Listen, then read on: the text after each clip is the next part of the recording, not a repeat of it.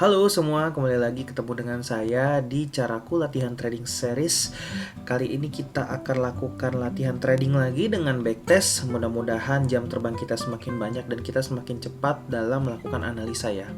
Oke, kita langsung saja melakukan analisa. Tapi sebelumnya, saya mau informasi dulu untuk teman-teman sekalian. Kalau misalnya kalian ini ingin melakukan trading, maka sediakan waktu seenggaknya setengah jam atau 1 jam dalam satu hari. Nggak harus terus-terus melihatin chart. Yang penting kalian terbiasa, tapi pada saat kalian mulai fokus dalam melakukan chart, itu kondisi suasananya tuh harus tenang, harus sepi, harus damai. Dan kalian juga nggak lagi ada kerjaan, nggak banyakkan pikiran, nggak lagi pusing juga.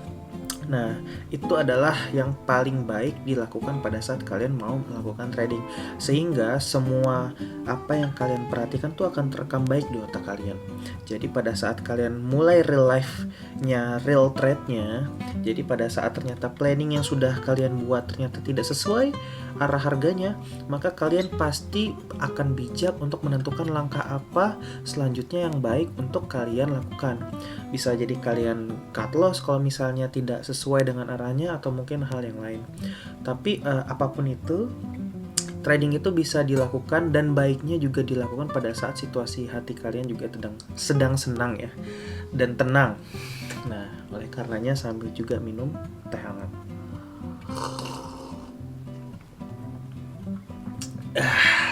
Enak banget sih. Oke, kita masuk ke tradingnya. Kita melakukan backtest mungkin di pertengahan tahun 2021 lagi aja. Oke. Kita ke daily dulu. Terus dikecilin dulu chartnya seperti biasa. Kita hapus gambarnya. Oke, kita geser tahun 2021 aja, nggak usah jauh-jauh lah. Ya, dimanapun terserah. Oke, itu di bulan apa? Di sini Maret ya masuk ya. Oke, kita masuk di H4-nya. Oke, kita forecasting dulu di H4, time frame H4. Di setiap candle ini berarti mewakilkan 4 jam ya. Oke, kalau kita lihat memang cenderung bearish. Kenapa bisa begitu? Pertama, untuk kelihatannya lebih gampang, di sini ada MA3 sebenarnya. MA yang merah ini adalah MA90 eksponensial, hijau ini 34 eksponensial, dan orange ini juga eksponensial 21. Nah, kalau tiga-tiganya mengarah ke bawah dan candlenya ada di bawah dari MA-nya, maka memang harganya cenderung turun terus, seperti sedang bearish. Terus kalau kita lihat dengan structure-nya dari harganya, kalau kita buat swing-swingnya, kita tandain swing-swingnya di sini. Oke, di sini juga. Nah, apalagi di sini nih panjang sekali swingnya ya. Oke, kalau kita lihat di sini, harganya tuh dari high, low, terus jadi lower high, lower low, semakin turun lagi, high-nya juga turun lagi, jadi lower high lagi, dan ini lower low lagi. Oke, low-nya itu lebih rendah daripada low sebelumnya, dan high-nya juga lebih rendah daripada high sebelumnya. Oke, di time frame 4-nya dia sudah mulai balik ke atas. Kita belum tahu nih dia akan stop di sini atau dia akan lanjut lagi ke atas sedikit. Mungkin ya, kita tidak tahu. Maksimal mungkin di nabrak di garis MA90-nya. Mungkin sampai di sini, terus dia akan ke bawah lagi. Oke, itu dasarnya dari forecasting ya. Oke, jadi kita seenggaknya punya pilihan dulu antara buy atau sell, tapi nggak langsung masuk di market. Ya, kalau melihat ke arah sini, kita akan memilih untuk sell. Ya, seenggaknya kita tahu arah harga tuh mau kemana dulu. Walaupun belum tentu ya itu benar ya. Terus kita masuk ke time frame yang lebih kecil, kalau saya di M30-nya. Oke. Kalau kita lihat di sini dia sudah mulai break ya. Tadi ya kalau kita lihat lower high dan lower low-nya. Ini tadi swing yang tadi kan. Oke, kita buat yang lebih kecilnya lagi swingnya. Sip. Sebenarnya ini kan di sini. Ini hapus dulu sketsanya. Nah, lalu harusnya high ini tidak ditembus, tapi ternyata ditembus dan tembusnya itu di atas. Nah, kita harus yakinin dulu ini beneran menjadi high atau tidak, atau harga nggak lebih turun malah langsung naik lagi. Nah, kita pastikan di sini, oke? Kalau ngelihat dari moving average-nya juga dia udah mulai ke atas, oke. Nah, kita pastikan dulu mungkin dengan Fibonacci karena bisa jadi dia ada di angka tertentu. Sebelumnya kita mungkin juga support dan resistennya dulu ya, kita berikan garis sebagai acuan kita. Siapa tahu dia akan menunjukkan sesuatu. Oke. Sip. Kita pakai Fibonacci pertama. Kita cari cluster ya dari Fibonacci. Jadi kita akan membuat Fibonacci ada beberapa. Oke, di sini. Oke, dia mengarah ke 1272. Jadinya di sini XAY. Terus mana lagi Fibonacci? Nah, kemungkinan ini juga bisa jadi Fibonacci yang kecil. Kalau ini XAY ya. Oke. XAY.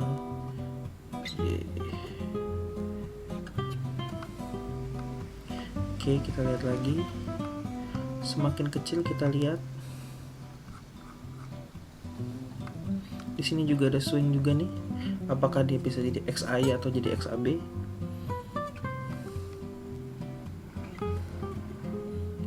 Kita tarik lagi garisnya. Oke.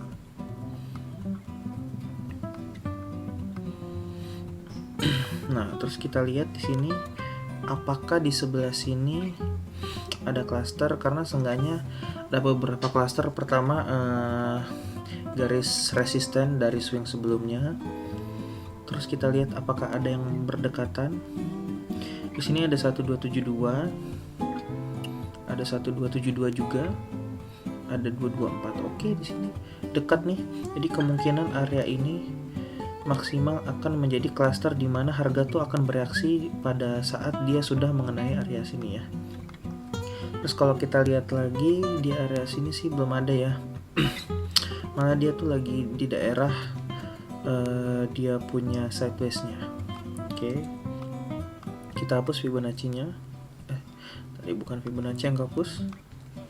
Oke. Nah, dia ini lagi mencoba untuk break dia punya resisten yang ini, tapi dia akhirnya nempel sedikit nih magnetnya nih. Jadi dia lagi berkonsolidasi apakah dia mau naik ke atas atau tidak. Ya, kalau misalnya dia naik ke atas, setiap dia habis tembus dari resisten ini, maka garis resisten ini akan menjadi support. Nah, tinggal kita lihat aja candlenya itu akan mantul nggak dengan support yang ini ya. Kita tarik dulu garis trendline dari sini. Siapa tahu dia membentukkan suatu gambar ya. Apa mungkin dia akan membentuk sebuah penan. Kita lihat balik lagi di chart patternnya. Chart pattern kemarin kan lumayan tuh memberikan jawaban ya tentang bagaimana cara kita bisa menemukan chart pattern. Oke. Sementara kita akan melakukan spekulatif lah. Saya akan melakukan spekulatif dengan jaminan dia kemungkinan akan ke atas lagi dulu. Ya, kalau kita buat sketsanya mungkin dia akan memberikan penan, dimana kalau dia udah tembus dari trendline yang ini, dia harus benar-benar ke atas nih ya, minimal nyampe ke sini lah ya, atau mungkin juga bisa balik lagi nanti ya, balik lagi ke bawah. Sementara seperti itu dulu. Oke.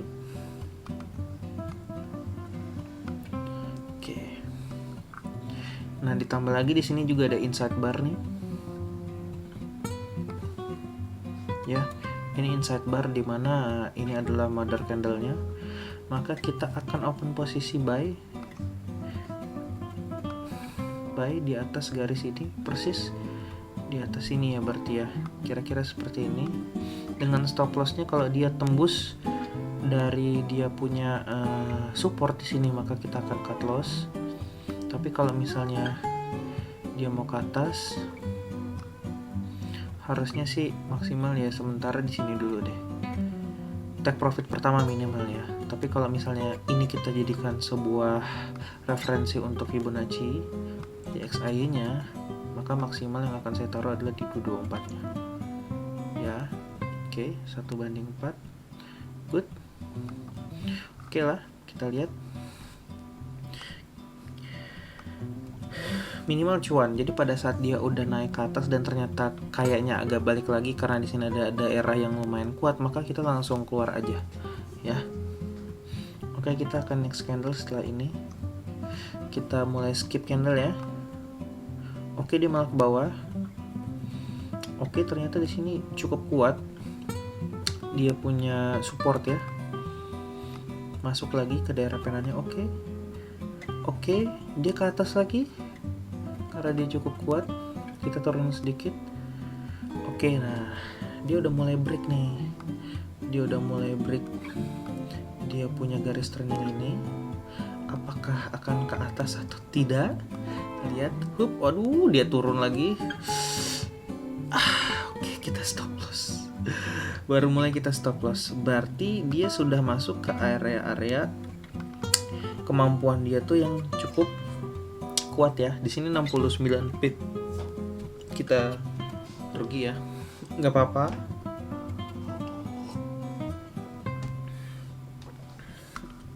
Kalau begitu berarti dia memang benar area ini menjadi area yang sangat sangat kuat buat dia. Jadi dia kemungkinan akan turun.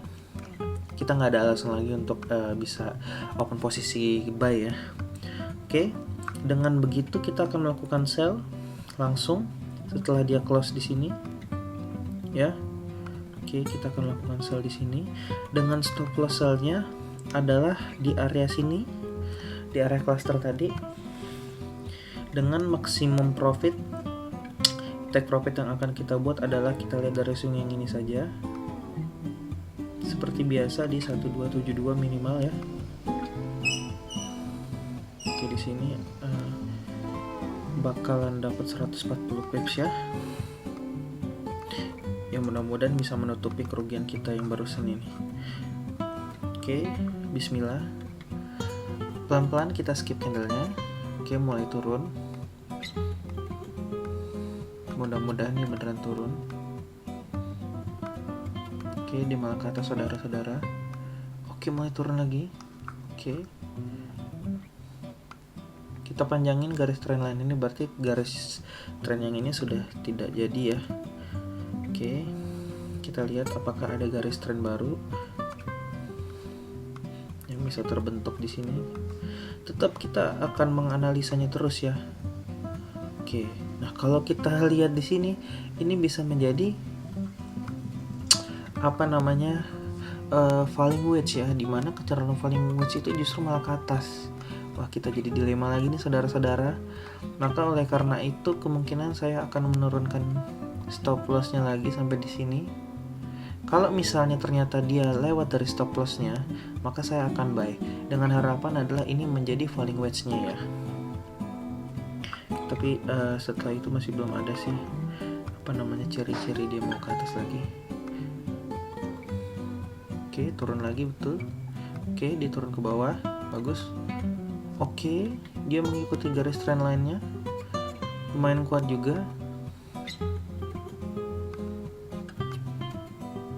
Wah, luar biasa kenaikannya. Nah, kita akan buy lagi di sini. Ya, kita masuk buy. Ternyata benar gagal. Oke, stop loss di sini dengan garis dari falling wedge itu targetnya adalah kita ambil dari Fibonacci.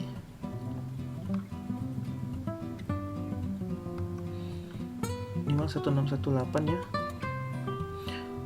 Dan maksimalnya di 224. Terus oleh karena itu kita akan tahan terus opennya sampai maksimal di sini stop lossnya ya. Kita akan biarkan dia berjalan. Yang di sebelah sini kita kecilin dulu karena sudah berhenti ya, sudah gagal. Oke, lanjut lagi. Apakah dia malah akan turun? Apakah dia akan naik? Oke, betul. Dia sudah melewati area cluster ini yang sangat kuat ya. Pertama Fibonacci ini dihapus dulu. Area tadi yang awal kan kita buat ini jadi area cluster. Ternyata area clusternya bener-bener dihajar sama dia, dilewati begitu saja. Kita lihat apakah akan ke atas. Terus mudah-mudahan terus ke atas. Oke, dia mulai ke bawah lagi. Masuk daerah cluster, semakin ke atas, good. Dikit lagi. Ayo dikit lagi. Makin ke atas. Oke, kita stop dulu. Tadi kan kita pasang target itu di 1272 ya. Bukan 1272. Sebentar. Kita garisin lagi Fibonacci-nya. Di 224. Maksimal itu kan 2618. Gak apa-apa, kita akan partial, dimana kita akan ambil profitnya dulu di 224-nya. Tapi kalau kita lihat di sini kita tadi rugi berapa ya, sebentar. Ini rugi 70 pips, di sini rugi 70 pips juga. Di sini kalau masuk 180 pips ya. Oke, next candle kita akan partial ya, partial dimana kita opennya akan close sebagian apabila dia sudah masuk. Di situ stop lossnya kita kosongin, kita kecilin, dan kita akan trailing stop dimana kita akan keluar apabila dia turun lagi ke daerahnya di 1272 ini, di daerah swingnya ya. Oke, mudah-mudahan masih bisa ke atas. Oke, dikit lagi turun. Oke, kena ya, kena parsialnya yang di 224 ya, betul ya. Di sini yang di 224-nya kena parsialnya. Sudah close, berarti yang ini kalau kita masuknya 0,1 lot misalnya, 1 lot, maka kita udah keluar 0,5. Oke, trailing stopnya kita naikin lagi di daerah sini, di MA34 ya. Oke, harapan kita masih ada kesempatan setengahnya, 0,5-nya nyampe ke atas. Oke. Wow, nyampe nggak ya kira-kira ya? Oke, sip. Dia mulai turun.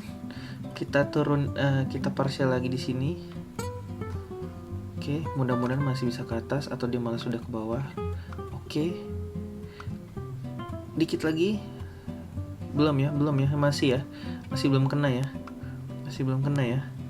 Oke. Dia mulai turun. Naik lagi. Good. Dia stop. Oke. Oke, kita close di sini. Maka jadi kalau dihitung-hitung pertama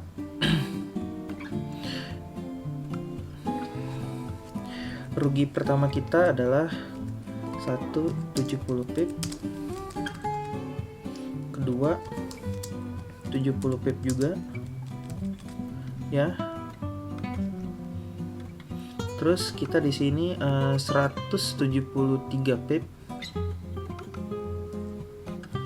Baru di sininya profit.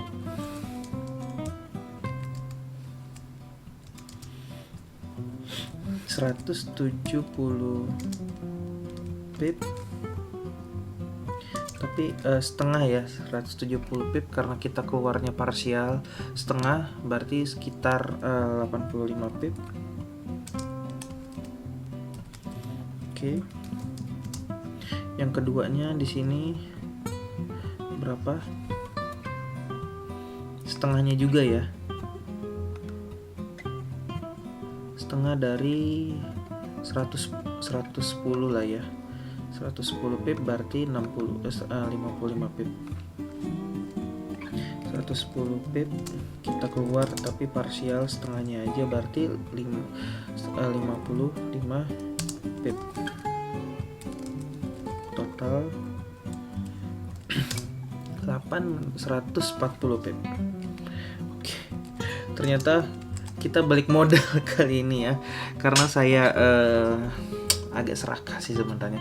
Kalau kita keluar semua di 173 pip sih udah lumayan banget di situ ya. Oke, nggak apa-apa. Akhirnya kerugian kita yang penting tertutupi, kita balik lagi ke nol. Ada lebihan sedikit, ini kan 173 pip itu sebagai spreadnya lah ya. Oke, kira-kira kali ini kita latihannya seperti ini dulu. Kita next latihan backtest, melatih biar nggak serakah. Kalau di latihannya aja serakah, nanti takutnya di real tradingnya malah lebih serakah lagi. Oke, saya mohon maaf sebelumnya karena tidak berhasil profit dengan besar. Yang penting kita tidak loss ya. Oke, balik lagi ke modal dasar.